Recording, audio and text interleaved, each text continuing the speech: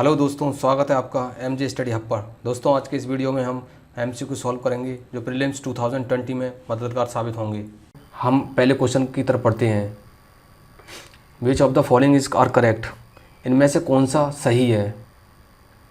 Finance commission की report 2020-21 के मुताबिक पहली बार फाइनेंस कमीशन ने एयर क्वालिटी को एक पर मेजर फोकस किया गया है। दूसरा, डायरेक्ट सीडिंग राइस एक टेक्निक है राइस फार्मिंग की, जिसमें कि प्री जर्मिनेटेड सीड को ड्रिल कर दिया जाता है फील्ड में और 21 दिन के बाद पानी दिया जाता है। तीसरा ऑप्शन है, पडल फील्ड क्रैक नहीं करता है जब उसमें पानी दिया जाता है, लेकिन डीएसआर फील्ड क्रैक कर जाता है और इरीगेटेड वाटर को सेव नहीं कर पाता है। चौथा ऑप्शन है, the system of rice intensification एक फार्मिंग मैथोलॉजी है जिसका मेन मकसद है राइस की पैदावार को बढ़ाना है और यह एक इसमें पानी की बहुत कम ज़रूरत पड़ती है और यह एक लेबर इंटेंसिव मेथड है। तो चलिए आंसर की तरफ बढ़ते हैं। तो चलिए ऑप्शन देख लेते हैं। ओनली वन इज़ करेक्ट, दूसरा second, first and second are correct, first second and fourth are correct, all of the above are correct. चलिए आंसर की तरफ बढ़ते हैं।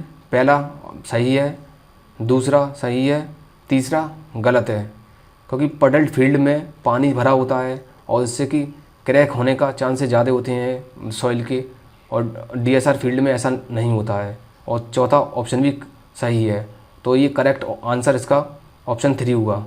दूसरा क्वेश्चन है, इनमें से कौन सा करेक्ट है? 15 finance commission Shri VK. Singh द्वारा हेडेड था। Cabinet committee on economic affairs commerce minister के द्वारा चेयर की जाती है। एमएसपी का जो इंक्रीमेंट हुआ था सेशन 2020-21 के मुताबिक वह सबसे ज़्यादा नाइजर सीड और उसके बाद सेसमम में हुआ था। और चौथा पॉइंट, प्रधानमंत्री अन्नदाता आय संरक्षण अभियान गवर्नमेंट ने 2018 में लॉन्च किया था। इसमें 2 सब स्कीम थी, price support scheme and price deficiency payment scheme.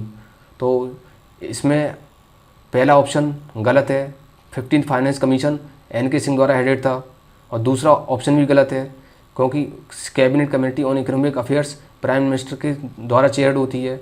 और तीसरा ऑप्शन सही है इसमें, क्योंकि सबसे ज़्यादा जो एमएसपी में इंक्रीमेंट हुआ था वो था नाइजर सीड, जिसमें 4,462 रुपीज़ से इसकी एमएसपी बढ़कर 6,695 हो गई थी। उसके बाद सेसमम था जिसकी एमएसपी थी 4,570 रुपीज़ पर क्विंटल से बढ़कर 6,855 रुपीज़ पर क्विंटल हो गई थी।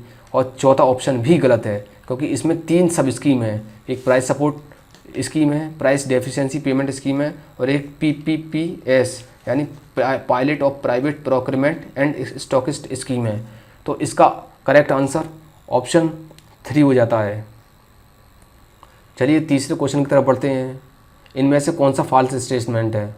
इसरो ने एक यंग साइंटिस्ट प्रोग्राम युवका लॉन्च किया गया था, जिसका मेन मकसद था कि स्पेस टेक्नोलॉजी और इसकी एप्लीकेशन को यंग जनरेशन में प्रोवाइड करना।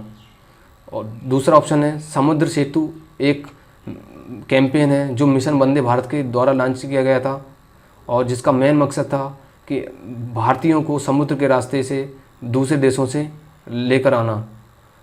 और तीसरा ऑप्शन है, उड़ीसा, सिक्किम एंड मिज़ोरम को अभी हाल ही में ही integrated management of public distribution scheme के तहत इंक्लूडेड किया गया है। इस स्कीम के through one nation one ration card implement किया जाएगा, जिसके द्वारा वल्नरेबल सेक्शन और गरीब तबके के लोग पूरे देश में कहीं पर भी राशन ले सकते हैं।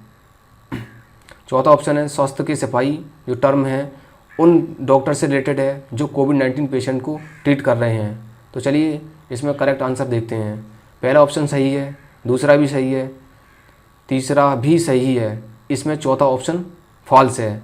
स्वास्थ्य के सिपाही उन लोगों से रिलेटेड है जो प्रधानमंत्री है भारतीय जन औषधि केंद्र में फार्मासिस्ट हैं, जो कोविड-19 के दौरान पेशेंट और एल्डरली पीपल को 2 स्टेप पर मेडिसिन प्रोवाइड कर रहे हैं।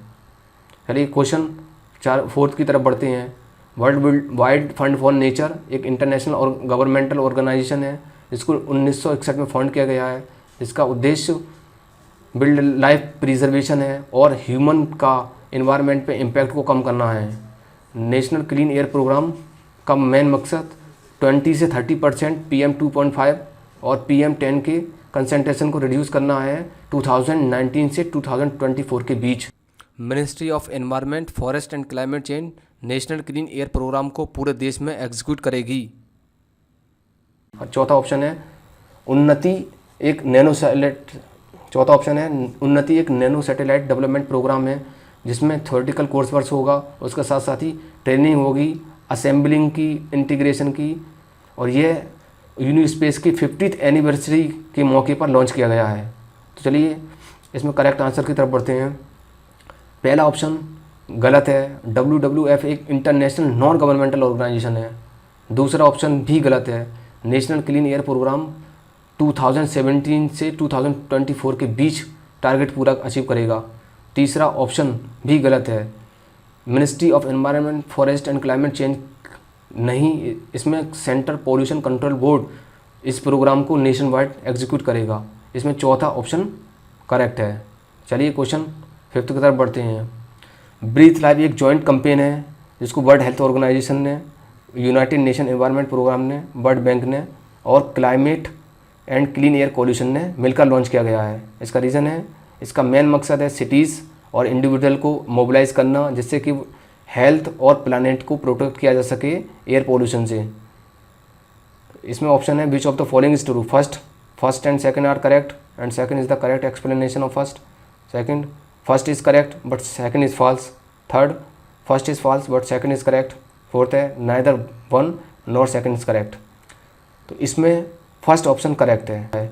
इसका रीज़न भी सही है, यानी सेकंड फर्स्ट को करेक्ट एक्सप्लेन करता है। अगर आपको ये वीडियो पसंद आया है तो लाइक करें, शेयर करें और चैनल को सब्सक्राइब करना ना भूलें।